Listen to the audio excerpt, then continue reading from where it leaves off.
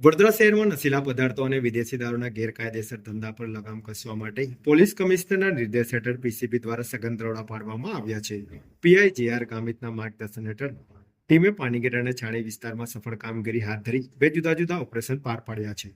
પાણીગેટ વિસ્તારમાં મળેલી ચોક્કસ બાતમીના આધારે પોલીસ ટીમે વોચ ગોઠવી હતી. આ દરમિયાન વિજેતાબેન મનોજભાઈ કહાર એક્ટિવા પર દારૂનો જથ્થો લઈને પોતાના નિવાસસ્થાને પહોંચતા જ પોલીસે તેમને ઝડપી પાડ્યા હતા.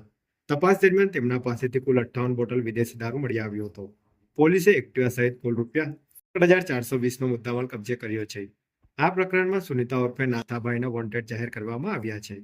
બીજી તરફ છાણી વિસ્તારના દશરથ ગામે ઇન્દિરાનગર સ્થિત નવદુર્ગા સોસાયટીના એક મકાનમાં દરોડો પાડતા પોલીસને મોટી સફળતા મળી હતી. અહીં કલ્પેશભાઈ ઉર્ફે કલ્લુ જસવંતભાઈ બારિયાદારા દ્વારા વિદેશી દારૂનું છૂટક વેચાણ થતું હોવાની માહિતીના આધારે કાર્યવાહી કરવામાં આવી હતી. પોલીસે સ્થળ પરથી 474 બોટલ દારૂ, ખાલી બોટલો અને મોબાઈલ ફોન મળી કુલ ₹87,302નો મુદ્દામાલ જપ્ત કર્યો છે.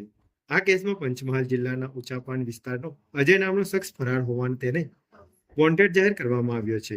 આ બંને બનાવોને લઈને પીસીબી દ્વારા પાણીગેટ તથા છાણી પોલીસ સ્ટેશનમાં પ્રોહિબિશન એક્ટ હેઠળ ગુનો દાખલ કરવામાં આવ્યો છે અને વધુ તપાસ હાથ ધરવામાં આવી રહી છે. શહેરમાં દારૂ અને નશીલા પદાર્થોની ગેરકાયદેસર પ્રવૃત્તિઓને નાબૂદ કરવા માટે આવનારા દિવસોમાં પણ આવા દરોડા ચાલુ રાખવામાં આવશે તેવી પોલીસ દ્વારા ખાતરી આપવામાં આવી છે.